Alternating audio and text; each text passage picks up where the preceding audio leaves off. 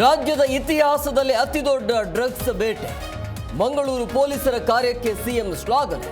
Drugs ಜಾಲ ಬೇರು ಸಹಿತ ಕಿತ್ತೊಗೆಯುವುದೇ ಗುರಿ ಎಂದ ಸಿಎಂ.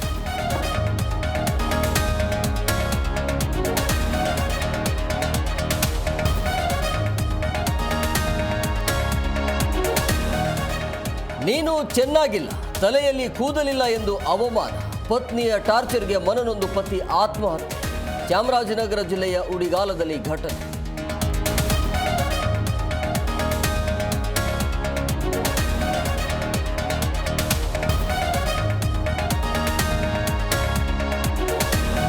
ಇಪ್ಪತ್ಮೂರು ವರ್ಷಗಳ ಬಳಿಕ ಅಪ್ಪು ಸಿನಿಮಾ ರಿಲೀಸ್. ಫ್ಯಾನ್ಸ್ ಜೊತೆ ಚಿತ್ರ ವೀಕ್ಷಿಸಿದ ಮೋಹಕ ತಾರೆ ರಮ್ಯ.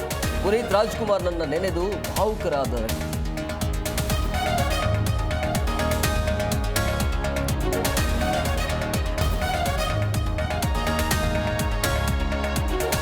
ದರೋಡೆ ಗ್ಯಾಂಗ್ ಖಾಕಿ ನಡುವೆ ಘರ್ಷಣೆ.